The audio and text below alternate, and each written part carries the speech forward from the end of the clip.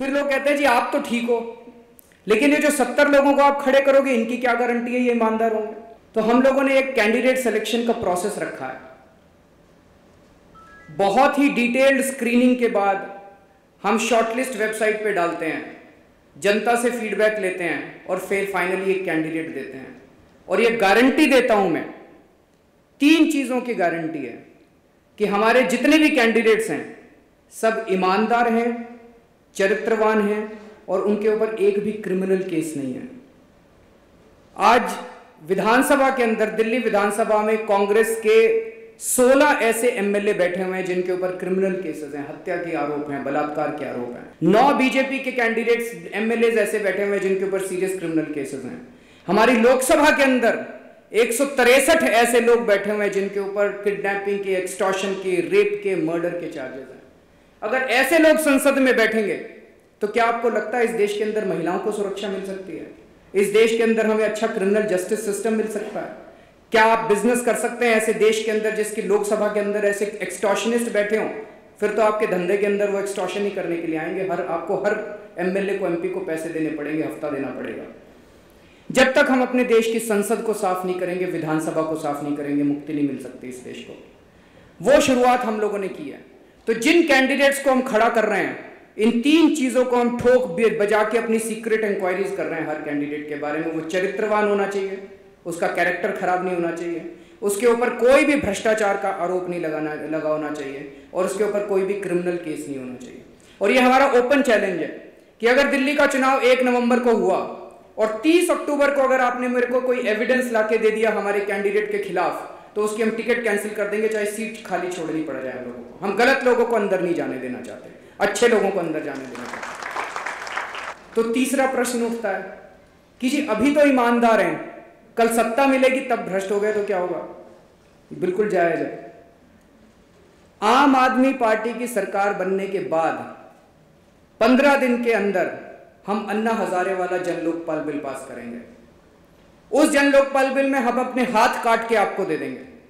अगर मैं भी भ्रष्टाचार करूंगा, आप लोकपाल को जाके शिकायत करो और लोकपाल 6 महीने के अंदर मुझे जेल भेजेगा, मेरी संपत्ति जब्त करेगा और मुझे नौकरी से बर्खास्त करेगा। तो हम अपने हाथ काट के आपको दे देंगे। और हमारा कोई भी एमएलए भ्रष्टाचार करता है, आप उसको जेल भिजवा सकते हो। फिर कुछ लोग कहते हैं जी इस देश में कानून तो बहुत आए, आप ये जन लोकपाल की बात कर रहे हो, इस देश में कोई कानून इंप्लीमेंट होता है क्या अच्छे से? इस जन लोकपाल से क्या होगा? साथियों, मैंने इनकम टैक्स डिपार्टमेंट में काम किया 10 साल, central board of direct taxes में और फाइनेंस मिनिस्ट्री में मैंने कानून बनाने का भी काम किया है। यह गलत है कहना कि इस देश में कानून अच्छे और उनका इंप्लीमेंटेशन खराब होता है। जानबूझ के कानूनों के अंदर लूप होल छोड़ा जाता है। जब हम लोग पॉलिसी बनाया करते थे बजट के पहले, तो एक सीनियर ऑफिसर कमरे में आता था, अरे यार एक तो लूप होल छोड़ दो ताकि नीचे वाला कमाएगा क्या? नहीं तो जानबूझ के लूप होल छोड़े जाते हैं। अगर आप अच्छा कानून बनाते हो तो वो इंप्लीमेंट जरूर होगा, अगर आप गलत कानून बनाते हो तो उसके इंप्लीमेंटेशन के अंदर प्रॉब्लम्स आएंगे। साथियों, अभी मैं जब बाहर था तो एक ऑर्गेनाइजर्स की जो मैगजीन है, उन्होंने क्वेश्चन पूछा कि आप medium and small scale industries के लिए क्या क्या करेंगे, क्या क्या पॉलिसीज बनाएंगे, क्या क्या चेंजेस करेंगे। एक बड़ी लंबी लिस्ट बना सकते हैं हम लोग, ये करेंगे, ये करेंगे, ये करेंगे, ये करेंगे, वो कर सकते हैं हम लोग, आपके साथ बैठ के कर सकते हैं, there is absolutely no problem. लेकिन मेरा ये कहना है कि क्या प्रॉब्लम्स स्टैटिक होती हैं कि आज हमारी 4 प्रॉब्लम है, इन 4 प्रॉब्लम्स का अगर मैं समाधान आपको दे दूं तो उससे सारी जिंदगी सुधर जाएगी? वो तो रोज प्रॉब्लम आती हैं। एक चीज केवल हमें देखने की जरूरत है, नीयत किसकी साफ है। जिसकी नीयत साफ है वो आने वाले 5 सालों के अंदर आपको अच्छी सरकार देगा, और जिसकी नीयत खराब है वो जानबूझ के ऐसी पॉलिसीज बनाएगा कि आप पहले पैसे, अभी दिल्ली के अंदर हाउस टैक्स बढ़ाया गया, नगर निगम ने, एमसीडी ने हाउस टैक्स बढ़ा दिया। तो मैं करोल बाग के कई सारे ट्रेडर से बात कर रहा था, उन्होंने कहा देख लेना जी 1 हफ्ते के अंदर कम हो जाएगा। सारे जाएंगे ट्रेडर्स मिलके और कहेंगे, वो कहेंगे भी बीजेपी में इतना पैसा जमा करा दो, उतना पैसा हम जमा करा देंगे और उसके बाद हाउस टैक्स कम हो जाएगा। इन्होंने सारी प्रॉब्लम्स क्रिएट कर रखी हैं। ये प्रॉब्लम्स, इनका सोल्यूशन कोई रॉकेट साइंस नहीं है, जानबूझ के प्रॉब्लम्स क्रिएट की जाती हैं। तो नीयत किसकी साफ है? उनकी नीयत खराब है, हमारी नीयत साफ है। यही एक पैरामीटर है, बाकी सारा मैनिफेस्टो बहुत बढ़िया से बढ़िया मैनिफेस्टो बन सकते हैं। 4 इकोनॉमिस्ट्स को बिठा लीजिए और 4 पॉलिटिकल साइंस के ग्रेजुएट्स को बिठा लीजिए, सबसे बढ़िया मैनिफेस्टो बन जाएगा। लेकिन सबको पता है कि जीतने के बाद किसने चोरी करनी है और किसने ईमानदारी करनी है। तो मैं केवल ये कहना चाहता हूँ कि ये लड़ाई मेरी नहीं है, ये हम सब लोगों की लड़ाई है।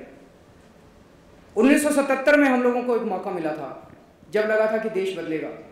आज 40 साल के बाद दूसरा मौका आया है। मैं जानता हूँ आप सब लोग बिजनेस करना चाहते हैं और शायद यहाँ पे मैं मिसफिट हूँ, लेकिन मैं आपको केवल ये कहना चाहता हूँ कि अगर देश बचेगा तो आप बिजनेस कर पाएंगे, अगर देश बचेगा तो बिजनेसमैन बचेगा, और अगर देश सुधरेगा, अगर हमारी करप्शन फ्री गवर्नेंस हुई तो बिजनेस फलेगा फूलेगा और लोगों को संपत्ति भी मिलेगी, वेल्थ भी क्रिएट होगी और रोजगार भी मिलेंगे। ये मेरी लड़ाई नहीं है। अगर इस बार हम लोग हार गए तो कम से कम आपकी ज़िंदगी में दूसरा मौका तो नहीं आने वाला। मैं यही कहने के लिए आप सबके बीच में आया था। आपने मुझे मौका दिया, आपको बहुत बहुत शुक्रिया। Thank you.